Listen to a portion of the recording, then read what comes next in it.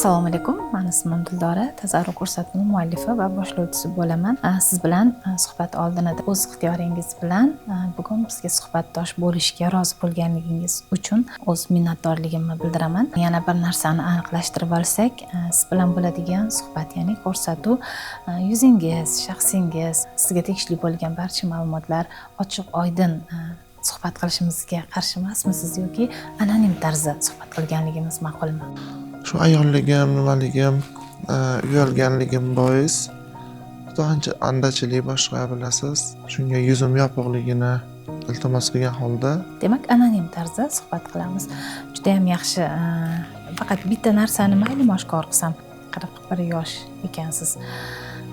41 yoshda odatda ayollar ancha-muncha ishlarini qilib, o'sha farzandlarini, o'sha qaynona, qaynota yoshligidagi mehnatlarini, kelinlik xizmatini qilib bo'lib, endigina farzandlarini rohatini, ularni kamolini ko'radigan paytda siz ham hech o'ylab ko'rganmisiz 41 yoshda mana shu yerlarda yuraman deb? Umuman o'zbek ayoli uchun bu yerlar qanchalik yarashadi? 41 yoshda men hech qachon bu yerda tasavvurimga, hayolim ko'chasida bo'lmaganman bu joylarda.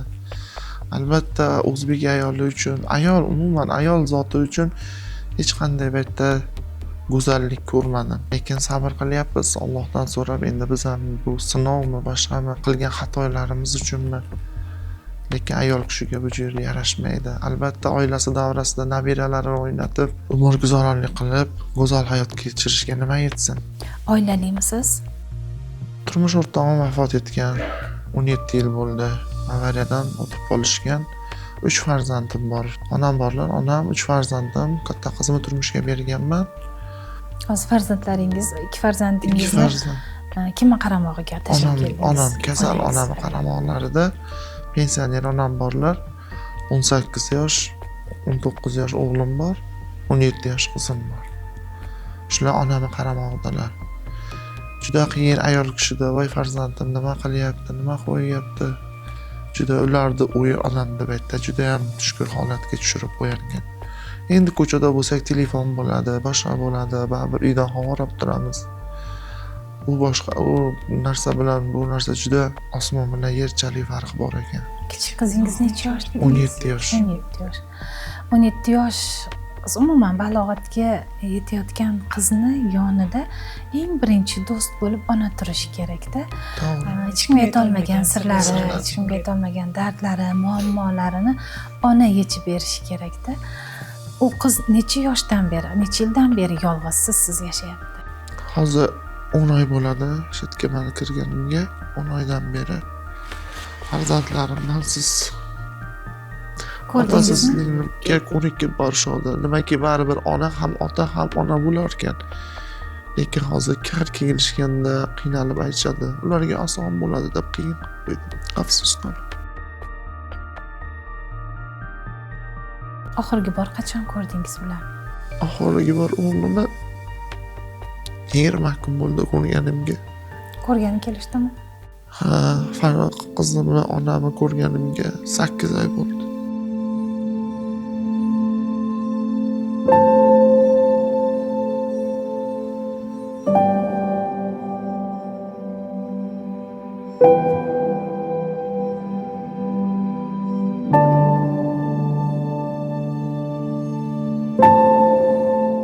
O'zi hayot sizni ertagina sinagan ekan, qiyinchiliklar bilan, sinovlar bilan. Turmush o'rtog'ingiz vafot etganida necha yosh edingiz? 24 yosh edim. 24 yosh. Hozir bu yil necha yil bo'ldi? 17 yil. 17 yil bo'lgan bo'lsa, 17 yildan beri turmush ham qurmadingiz. Shu 3 ta bolani 3 ta farzandim tarbiyalab boqdingiz.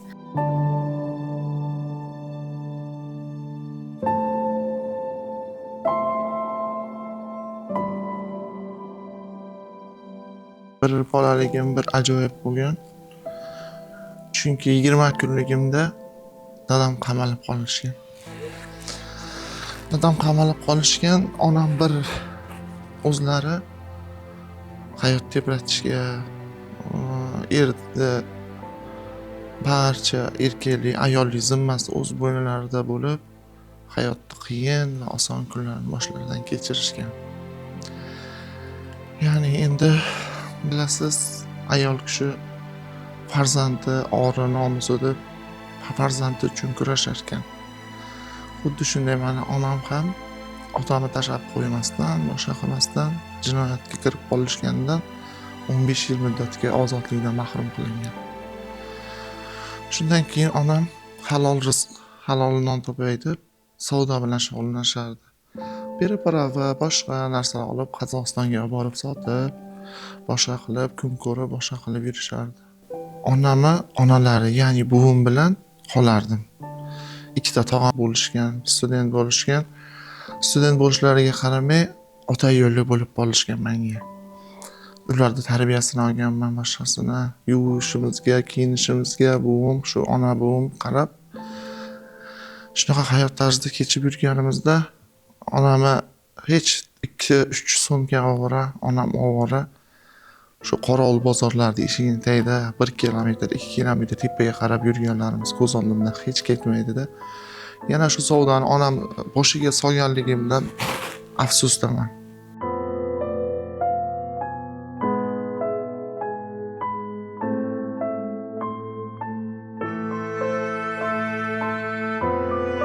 Shu vaqt oralig'ida 9 yil o'tadi. 9 yil vaqt o'tgandan keyin otam o'sha yerda olamdan o'tadi. Onam shuncha halol mehnatlari, qiyinchiliklari suvga oqib ketadi. Undan keyin shu yashab turgan kezimizda otam o'sha o'tib qoldi. Hayot zarbasi o'shanda hayotda odam kishini yaqin kishisi ham o'tib qolar ekanda deb men har doim hayotda bosh film qahramoni deganday o'zimni his qilardim. Shundan keyin ota o'tgandan keyin hayotda qattiq zarbalar, past-baland yo'llar borligi, qiyinchilik kunlar borligi o'shanda bilingan. Undan keyin onam halol rizq, halol non topib, boshqa qilib, umr guzarlik qilib yurdik. Shuna vaqt keldi, voyaga yetdim, onam meni turmushga berishdi. Turmushga berishdi, yaxshi yashab turgandik. 9 yil u inson bilan umr guzarlik qildim. 9 yil ichida biron marta gap eshitib yo er bo'lib urib kaltak yemagan ayolman. 9 yil yashagan bo'lsam ham, odamlar asr baxti ko'rmaydi. Choy kelsa shu asr baxti men ko'rdim 9 yil ichida.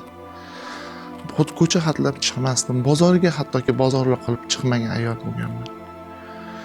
Shunaqa qilib 9 yil u inson bilan faqat ona bo'lib, ola bo'lish nimaligini, ayol bo'lish nimaligini tuyib 9 yil yashadim.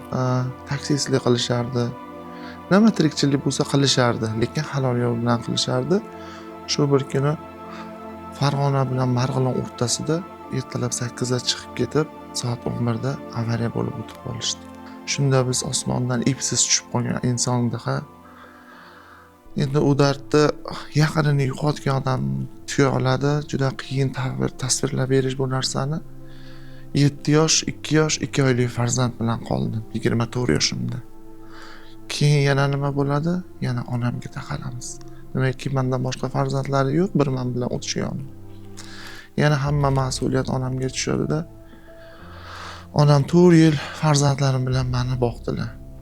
Kichkina farzandim shu 4 yosh, 5 yosh bo'lgandan keyin shu onam bizga qarab boshqa qilishdi. Keyin o'zim ko'chaga chiqib pul topishdi. Yo'lini oqtarib, savdo bilan bu bozordan bu bozorga olib narsa sotardim. Keyin olib Qozog'istonlarga borib kiyim-kechak nima sezon bo'lsa olib borib sotishlikni nimalikda maqsad qildim. Shu yo'l bilan shu yoshgacha mana o'sha tirikchiligimni qilardim. Farzandlarim aqlli, insofli, iymonli bir dona o'g'lim bor edi, xususiy maktabga berdim. Ya'ni kimdir bo'lsin, kim nimagadir foydasi tegsin, o'qimishli bo'lib, voyaga yetsin deb iqtidor, intellekt ziyodigan maktabga berdim Qo'qondagi. O'sha yerda o'g'lim aqlli, insofli, iymonli insonlarning qo'lida tahsil topib, ta'lim topib, shu yil 11-sinfni bitirdi. Jurnalistika sohasiga qiziqadi, sertifikatlari bor. Qizlarni katta qizimni turmushga berganman. 3 ta nevaram bor, Allohga shukr. Qozog'istondan keldim, hech ishim yurishmadi, boshqa bo'lmadi. Kredit berishim kerak edi. Xafa bo'lib, doim endi bo'ladi-yu bizda nima. tushkunlikka tushib boshqa bo'lib bir dugonam bor edi. Dardimni eshitib o'tirib, ertaga kredit berishim kerak, u o'tib endi maslahatlashib, siqilib o'tirgan paytimizda u ikkalamiz dardlashdik. Xullas shu ertasi kuni telefon qiladi, kecha sizga pul kerak edi, kredit berishim kerak deb turuvdingiz. Kelsangiz billa yuk beramiz, bitta klientim kelyapti deydi. Shunda voy ishonarlimi ishqib bu ishni men hech qilmaganman, qanday bo'lar ekan? Desam, ha ishonarli, kecha pul kerak deb turuvding. 10 gram, 15 gram senga foydasini beraman, kelsang billa beramiz deydi. Shu boraman, borganda u juda ko'p narsani talab qiladi u xaridor. Trop degan narsalari boshqa yo'q. Qo'lingda nima bori bo'lsa o'shani beraylikki, boshqasiga intilmaylik deb maslahat beraman. Shunda endi noilojlikdan, yo'qchilikdan haligi nimaga men ham sherik bo'lib qolaman. Tadbir uyushtirilgan paytida biz qo'lga tushamiz. O'sha giyohvandlikda berib turgan joyimizda 30 gram giyohvandlik bo'lgan o'zi aslida. Ko'p narsa so'ralgan, ko'p narsa deb ular kelgan. Lekin biz uni yarmini berganmiz, o'sha 30 gramni o'sha tadbir joyida qo'lga tushib, shu 6 yil ozodlikdan mahrum etib berishni siz bilan mana hozir borib o'tiribmiz.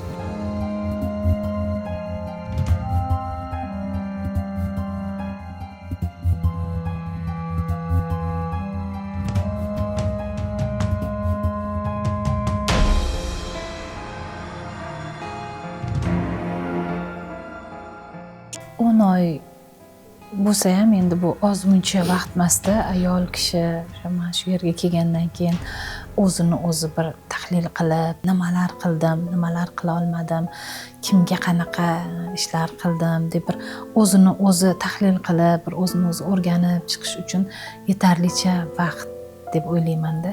O'sha 10 oy ichida o'zingiz bilan o'zingiz suhbat qilib, o'zingizni o'zingiz bir vijdon bilan ro'para qo'yib, nimalarni tahlil qildingiz, nima savollarga javob bera olmadingiz? Albatta bu yerda o'zi har bir kuni 1000 kunga teng agar ishonsangiz. Odamzod qilgan xatosi-yu, to'g'ri gapi-yu, noto'g'ri gapi hammasini sarhisob qilarkan maktabga kirgandan keyin ko'p xatolar qildim o'zim ham. Lekin ko'chada yurib aytarmiz, men baxtli inson emasman deb o'ylaymiz. Yo bo'lmasam, meni erim o'lgan, men baxtli emasman deb o'ylarkanmiz. Yo bo'lmasam, anolarda otasi bor, men baxtsizman degan. Yo'q. Har bir kunimiz baxt bilan ekan. Shu narsani tuydimki, farzandingiz oldingizda, ko'z oldingizda buni o'zi katta baxt ekan. Onangiz bilan suhbatlashib, yonida o'tiribsiz, buni o'zi katta baxt ekan. Bu har bir qarashimiz, har bir sog'lig'imiz, har bir kunimiz baxt bilan o'ralganini o'sha joyga kelib tuyasiz ekan. Shuni ham bildimki, ba'zi bir ayollar bor ekan, til bilan ta'riflab berish ojiz. Lekin shunaqa ayol bo'lganimdan ham joy kelsa, ko'chada mana qanday misol hayotda yashagan bo'lsam, faxrlandim. Ba'zi birovlarni ko'rib achindim, ba'zi birovlarni ko'rib, lekin bu juda yomon joy. Ayol kishi yarashmaydigan.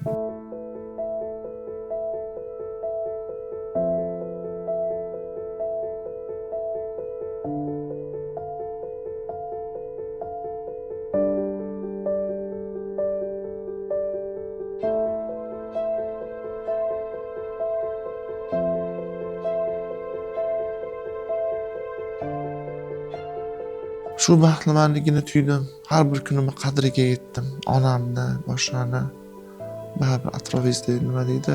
Baxt nimaligini shatda tuydim. Mana baribir ko'p ayol kishi biz nima qilamiz-ku?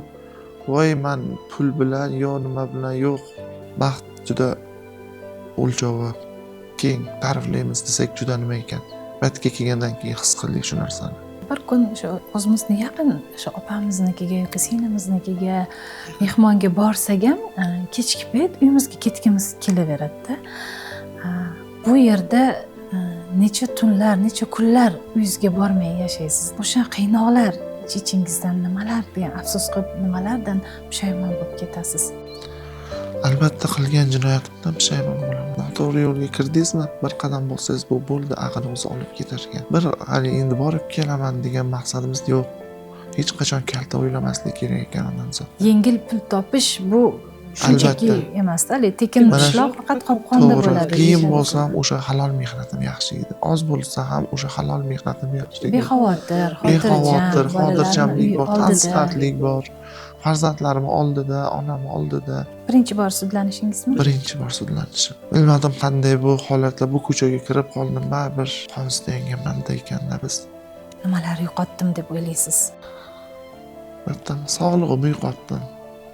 Farzandlarimni ko'zidagi quvonchini ko'rishni yo'qotdim. Onamni dardga o'radi. Onamga aynan mana shu kunda nima qilganimdan men o'zimni kechira olmayman. Panjara ortida turib, yashini his tuyg'usini his qildirganim uchun afsusdaman. Nimaiki onam bir mana deb o'tdilarda. Turmush qilmay, boshqa qilmay. Men yaxshi farzand bo'laman. Afsusdaman, endi xudo xolasa chiqsam, onamni ko'ngliga qarab, mani kechirishlarini so'rab, inshaalloh nasib qilsa hajlarga olib borishni niyat qildim. Onangiz bilan ko'p dardlasharmidingiz? Onam bilan ko'p dardlashardim. Qanday gaplarni har doim takrorlardi?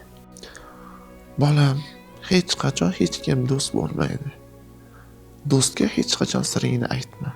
Bir kun kelib oyog'ingga bolta urardilar. Yoningdagi insoning to'g'ri bo'lmasa, baribir seni egri yo'lga olib boradi.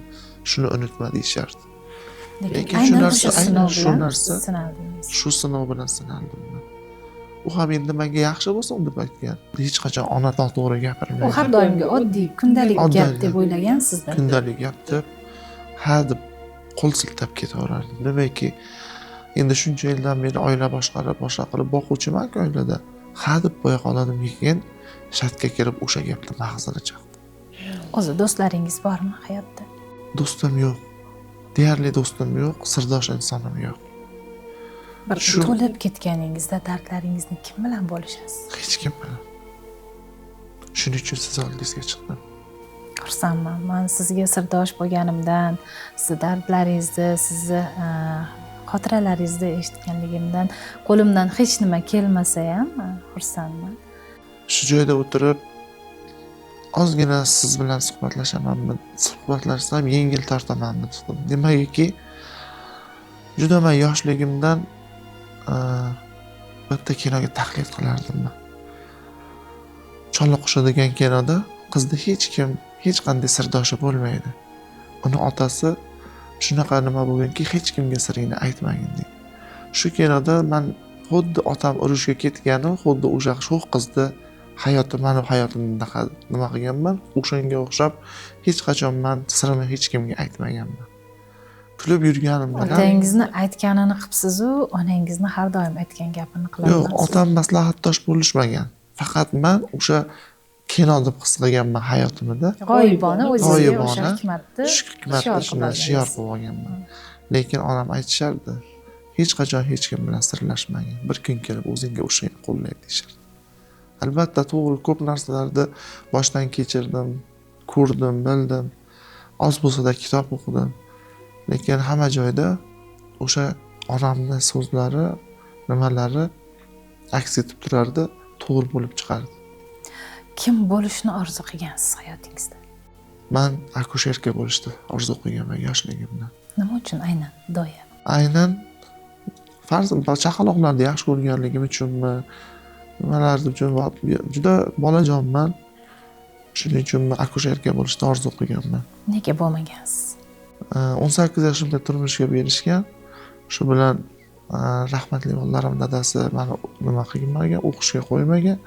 Shu uy bekasi bo'lib 9 yil hayotimda o'sha inson bilan yashaganman. 24 yoshda beva qolgandan keyin bu juda erta yoshda ikkinchi bor turmushga chiqish haqida o'ylamadingizmi? Shu ikkinchi qizim Sudurgi birim bilan 5 yoshida og'ridi. Har farzandim yig'laganda o'ldi deb olardim qo'limga. Nimaiki, Sudurgi juda qattiq bo'lardi. Ko'karib, tili ketib qolardi. 5 yil shu kasal bilan og'ridi. U paytda farzandlaringizni tarbiyasi bilan, nimasi bilan hech ham xayolingizga kelmas ekan bu narsa. Baribir sizga yoningizda bir tog'dek turadigan, bir suyanadigan insonga bir ehtiyoj sezmaganmisiz? Albatta hamma ham yonida suyanchig'i bo'lgan, mehrli qo'llarda nima qiladi? Xohlaydi. Sirdoshi bo'lishdi, lekin hamma ham sirdosh bo'la olmaydi-da. Hamma ham farzandlaringizga o'z otasidek ota bo'la olmaydi. To'g'ri. Sizni sinovingizdan o'ta olmagan insonlar bor. Mani xo'jayinimni billarim o'sha dadasi rahmatlikni xonadonida 6 ta aka-uka o'gay bo'lishgan. Mani xo'jayinim bilan apalari bir onada, ular 6 oy bir onadan bo'lgan. O'sha muhitda ham gap eshitsam ham, so'kish eshitsam ham o'sha muhitda xo'jayinim chiqib ketdi deguncha toptash, xunuk gaplar, xunuk muomalalar bo'lardi. Lekin bolalarimning otasi o'sha o'zillar tomonidan, qaynog'am tomonidan ozgina aqli noqisroq edi. Shuning uchun men hech qachon hech kimdan nafratlaganman. Ular ham menga bir sinov deb qabul qilganman. Lekin unaqa hayotimda bir qattiq nafratlanadigan insonlar bo'lmagan. Qachonki so'kish nima bo'lsa faqat o'shalarda eshitganman. Lekin aqli zaifligi uchun men uni to'g'ri nimaga qabul qilganman. Mayli. Bular yomon bo'lsa ham, meni bolalarimning otasi yaxshi inson.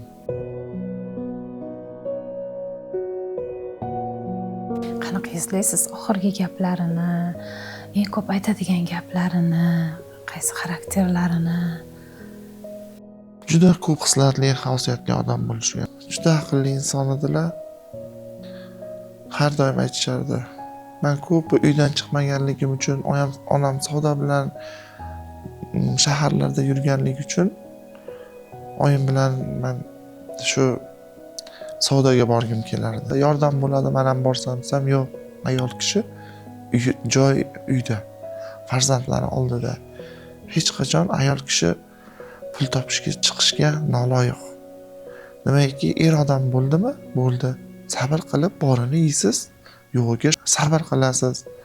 O'sha kunni qanaqa eslaysiz? Qanaqa sizga xabar keldi? O'sha kunimi bir kun oldin tush ko'rishdi. Shunaqa tushida vafot etmabdi-yu, lekin boshqa odamlar vafot etibdi. Shu ertalab 8 da chiqib ketib, soat 11 da shu xunuk xabarni eshitdik. Yo'q, oyoq qo'li sinibdi, kasal ekan, больницада ekan deyishdi. Yo'q, u o'tib bo'lgandi. U vafot etgan. Nimaiki doim aytardi. O'sha kutgan kuni, qo'rqgan kuni keldi deb yig'lardi.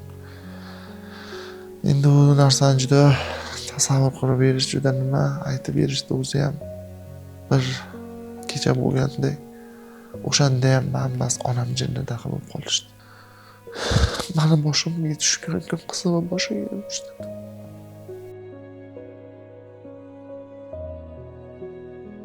Oningiz ham ayni o'sha yoshda bo'lganda. Onam 30 yoshlarida qolishgan. Onam hattoki bir soniya ham turmadilar. Meni jinnixonaga olib boringlar, men jinni bo'ldim.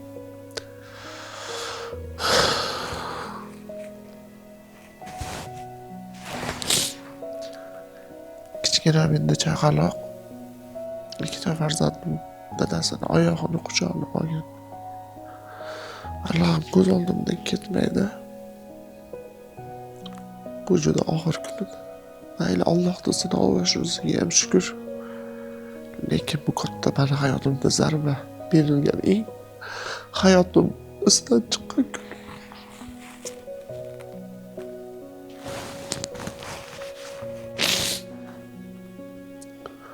Hamma ayol ham yonida suyanchi bo'lsa aytardilar.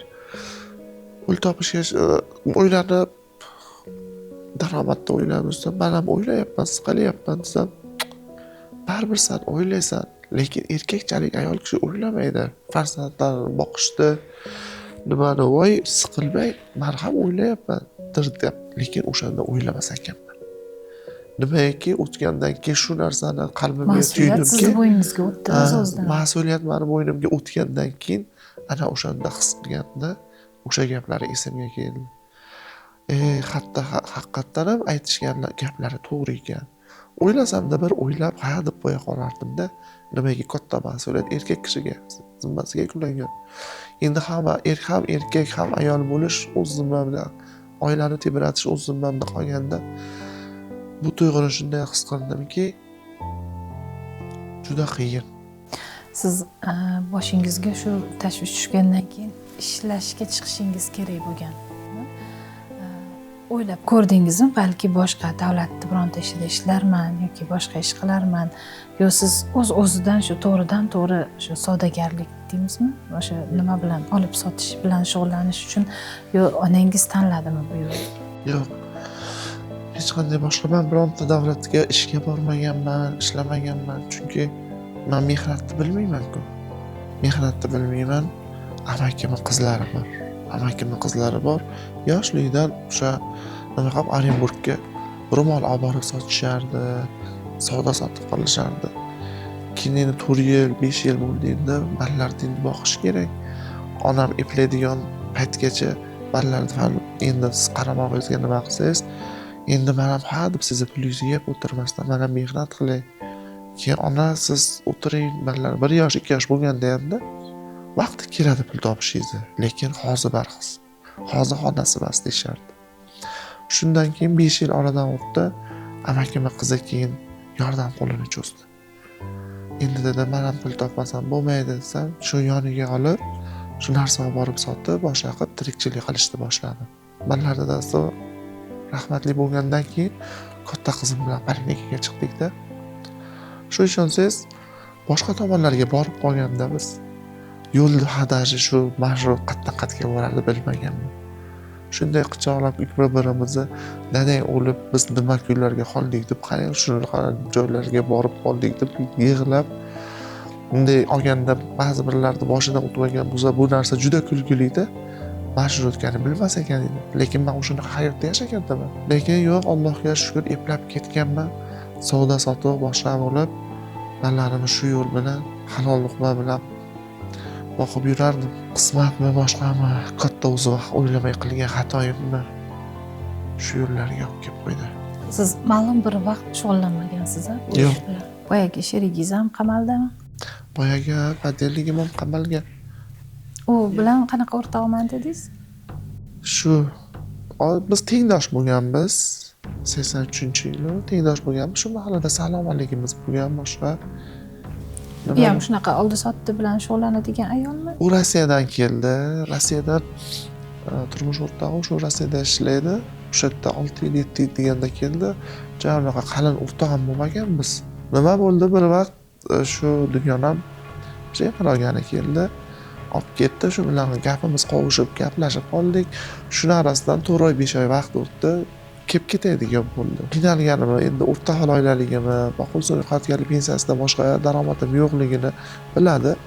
Lekin u qiz har doim shug'ullanib yurgan, to'g'rimi? Yo'q, u ham har doim oldin shug'ullanmagan. 1 oydan berimi, 2 oydan berimi, xullas o'zi biladi.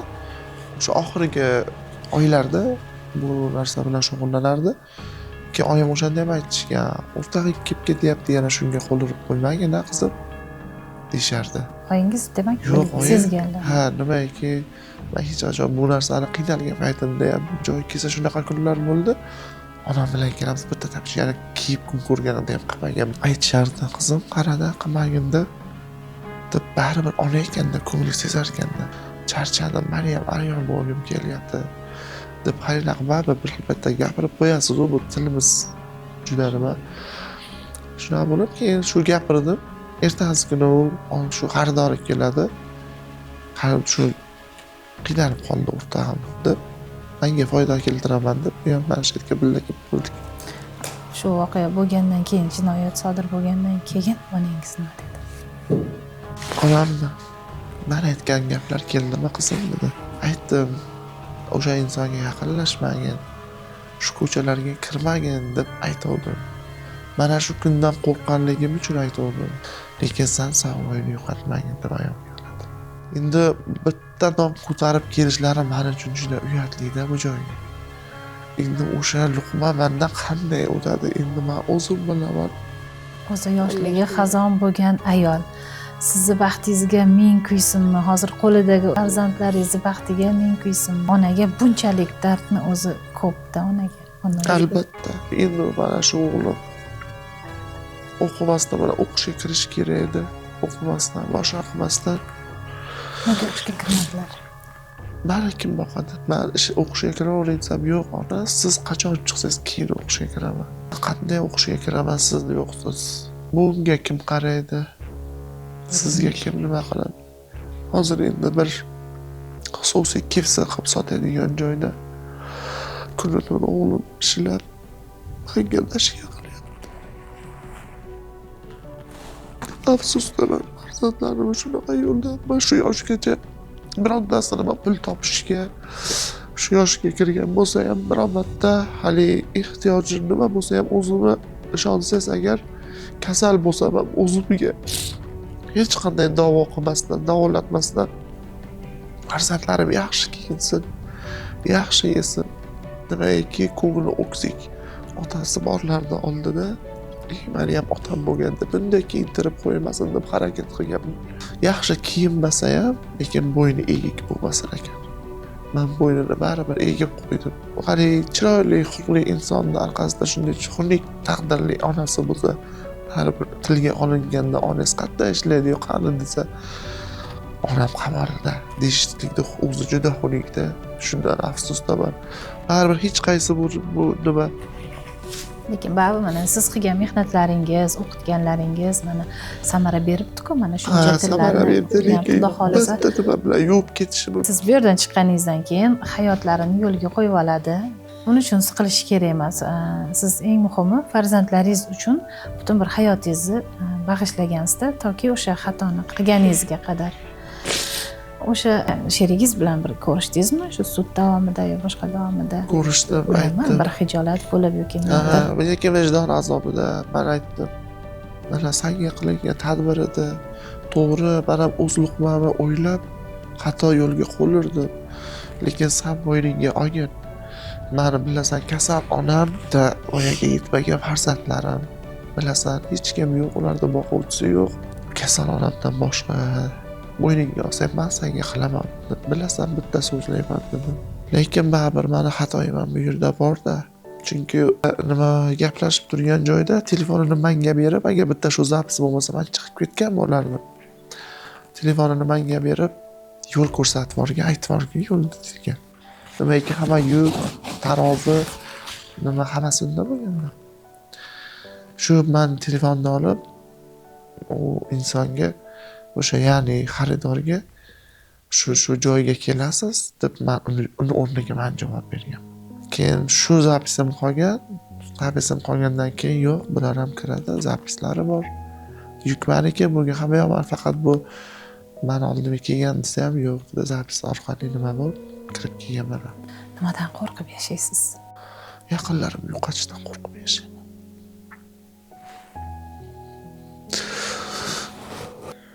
Ayni hali hayotda shirin lahzalarni tuyib yashab turgan paytingizda mana o'z masalan men shu yoshligim, o'y qaroqli paytimda otamni yo'qotdim. Yaxshi bir ayol bo'lib, ayollik his-tuyg'usini tuyib yurgan paytda turmush o'rtog'imni yo'qotdim. Mayli qanday zarba bo'lsa menga berilsin deyman. Qanday sinov bo'lsa menga berilsin deyman. Lekin Allohim yaqinlarim bilan sinamay ketayman. Shundan qo'rqib yashayman. Hozirgi shu zamonni o'zi hozir juda tahlikali, juda murakkabda. Bu zamonni ayrim ayollari juda ham haddan tashqari besabrlari bor ichida. Andishani bilmaydiganlari bor. To'g'ri. O'sha eri topib kelayotgan pulga sabr qilmaydiganlari bor. Juda ajrimlar soni ko'paygan.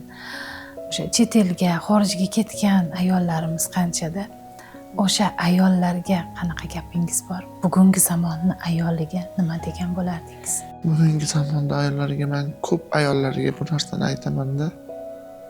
Erda bir kiyimini yuvishda o'zi bir baxt. Bir taom pishirib berishda bir o'zi baxt. Bugungi kuningizga shukr qiling deyman. Ba'zi bir ayollar aytadi, "Voy, er bunday." O'sha ikkita qattiqdan olib kelib ko'tarib kelishdi o'zi katta baxtdir. buni qachonki odamzod yaqinini yo'qotganda emas, o'sha borligida ham his qila bilish kerakda, o'sha insonni qadriga yetish kerak. Aytishadi-yu, erni er qilaydigan ham, qaro yer qilaydigan ham ayol. Ayollarga aytmoqchiman, boriga qanoat qilib, farzandlariga tarbiya berib, go'zal hayot kechirishni bu har kimga nasib qila olmaydi. Bu ba'zi bir ayollar bor, oddiy shu idish yuvishni ham ish deb bilishadi. Oddiy shu kir yuvishni ham ish deb bilishadi. Oddiy shu erda kirini yuvishda o'zida ham qanchalik baxt borligini, yo bo'lmasam bir xizmatini qilishlikda qanchalik baxt borligini tuya bilish kerak. Chet ellarga chiqmasa ham o'sha kuni o'tadi. Nima demoqchiman? Baxt hech qachon pul bilan o'lchanmagan. Baxt yo bo'lmasam nima tinch, halovat pul bilan o'lchanmaganda mana shu yoshga kirib hech qachon o'zimni nafsim uchun nafsimni qilib bo'lmagan. Hilol opa, kimga qanaqa gaplaringiz bor? Ichingizdagi dardlaringiz, kimlargadir aytadigan gaplaringiz, onangizga, bolalaringizga? Faqat onamga. Demakki, yaxshi farzand bo'la olmadim. Shuncha yil meni faqat meni onam kechirishlik. Afsusdamisiz? Albatta afsusdaman. Hozir mana ikkita farzandim o'qishdan qoldi. Qudandilarni oldida yuzim baribir bu narsa ayol kishiga juda og'ir. Bu o'chirib bo'ladigan narsa bo'lsa-ki, ha deb o'tib ketsak, qo'l siltab kelsak. Qachonlardir yillar o'tib ham ko'tariladigan mavzu. Yillar o'tib ham qandaydir katta kursi egasi bo'lsa ham, boshqasi bo'lsa ham, bir kursida egasi bo'lib o'tirganda ham, bir vaqtlar onasi shunaqa bo'lgan. Bu odamni ko'ksini teshib o'tadigan narsa. Lekin qaytarib bo'lmaydi. Qalblarida og'riqlarni qoldirganimdan afsusdaman. O'sha sizga aytgan insonga nima manfaat edi? Sizni yo'ldan urib, mana shu yoshda shu xatoni qilsa, balki teskarisiga ketsaman, nima degan odam bo'laman yoki bu farzandlarni oldida nima degan ayol bo'ladi degan xayol bo'lmaganmikin? Endi o'zi ichki dunyosini, ichki haligi nimasini, tuyg'ularini o'zi biladi. Lekin menga o'zimga hech aytmagan. Masalan shu farzandligim dugonim. Lekin boshqa u bilan gaplashib men oldimga kelgan inson aytadi: "Rosa vijdoni qiynalyapti. Unga bo'lgan tadbirga siz ham qo'shilib kelganingiz, nima qilganingiz?" Lekin men aytaman unga, lekin men o'z xatoyim bilan keldim. Shuncha yil shu xatoni qilmadim, shu kuni qildim. Shunga qo'shilib mana shayton nasibamni olyapman. Odamzod baribir o'zini xatosiga qarab badalini ham to'lashga keladi-da. Onangizdan lekin menda opa-singlisi ham, siz bo'lgansiz, dardkashi ham, dugonasi ham, qizi ham, hamma narsa siz bilan bog'liq bo'lgan. Men bilan bog'liq. Va o'sha taqdir sizda ham hayotingizda Shunaqa. Nimani ayta olmagansiz shu paytgacha? Kimgadir? Erkaklarga aytmoqchi edim. Masalan, ayollarni tushunishga harakat qilasiz. Baribir bor ayollar qaysar fer bo'ladi-da. Baribir ayollarni qo'llab turadigan qo'llar bo'lsa hech qachon ayollar jinoyatga qo'l urmaydi. Endi bor nafsi buzuq ayollar bor. Katta anaqa pul topib boshqa qilib. Lekin hayotda erkak kishining roli baribir katta. Erkak kishiga so'zida turib yo'q desa baribir yo'q bo'ladi.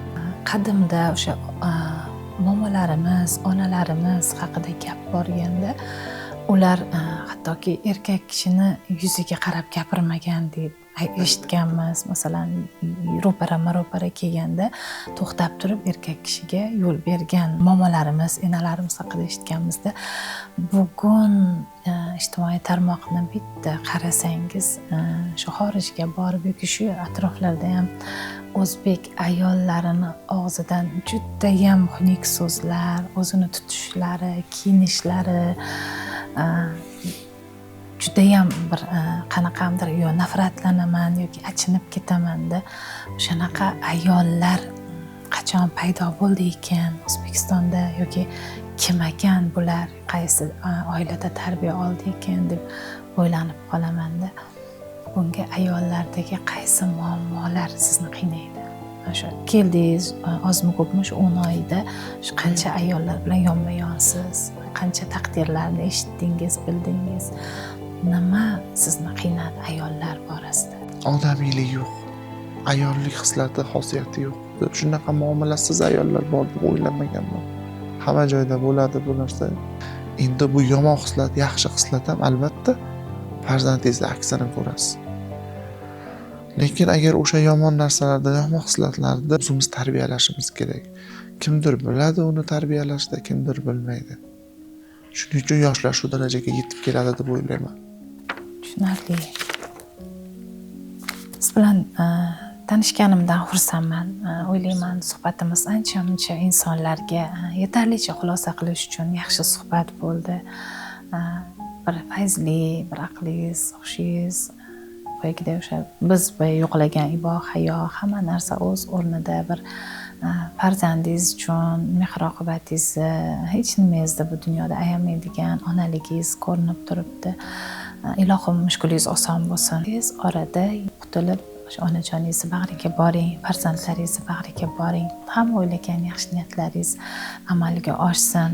O'sha hayotingizdagi kichkina mana shu qora dog' o'zingizni mehnatlaringiz, o'zingizni mehrlaringiz bilan yuvib yuboring.